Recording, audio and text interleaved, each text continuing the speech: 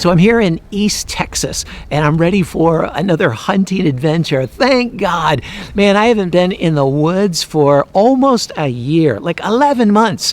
I've just had multiple surgeries, 5 surgeries, so many back problems, so much nerve damage and blood clots and everything else, and I'm still not out of the woods in that regard. I have another few procedures that are coming up, and I'm in quite a bit of pain. Even standing like this is really difficult. I can only do it for about 5 minutes.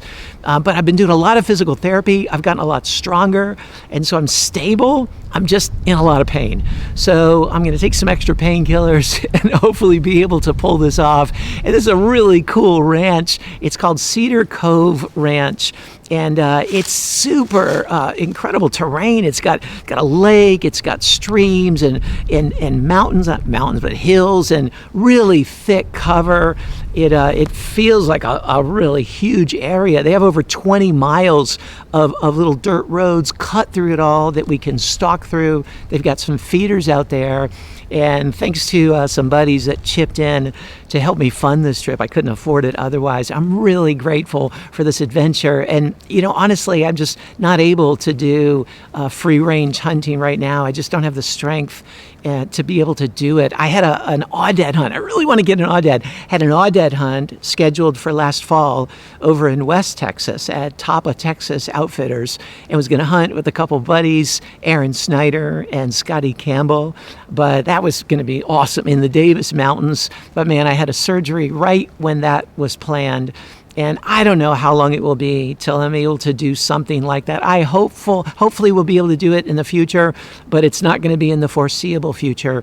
So I'm grateful that there's a ranch like this that's not nearly as rigorous, and there's ground blinds that are set out over feeders. There's all those trails and roads that we can stalk through, hopefully. So maybe we'll do a bit of spot and stalk hunting. Maybe we'll sit over a feeder in the blind, but I'm just hopeful to be able to get close to a really nice Aoudad. They don't have that many out here, but they have some. And so I'm hopeful to be able to track them down and put one down with my bow. So I'm really thankful for this adventure, and just look forward to the next couple days. So we decided to start with some spotting and stalking. And so even though the leaves were really crunchy, if we walk slow enough, we can do pretty good and keep the noise to a minimum. And it's really pretty terrain. There were some areas that we could just glass for a long ways, and then other areas that were just super thick. Thankful for Daniel carrying the camera and blazing the trail in front of me. And then we got really close to a couple axis deer, which is something. Spot and stalk, they're usually really wary. And we got within 30 yards of this one, but that's not what we were looking for.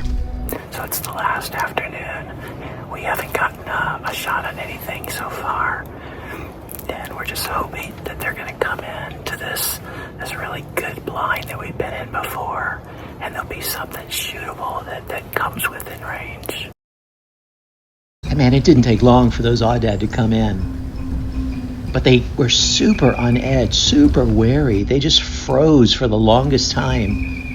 And then they just bolted. I think the wind just swirled right toward them. And then right at last light, they came back. It was a lot darker than this video is. I've enhanced the lighting, but I was so glad they came back.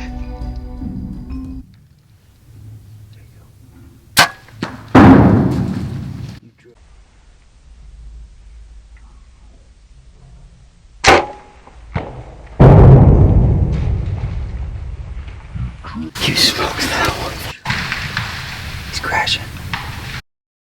So I shot this really nice Aoudad right at last light, and it looked like a perfect shot, just right in the pocket. It ran off, and we think we heard it crash. So we're going to go over there, pick up the arrow. We can see the halo knock lid over there, pick that up, and then go over where we heard it. And my guess is we're going to find it in not too far, but you never know. We're going to be ready for whatever comes. Let's go.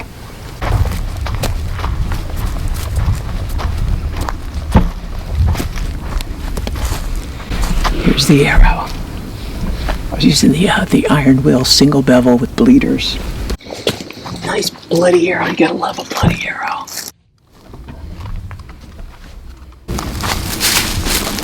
thought we heard it like up in this direction.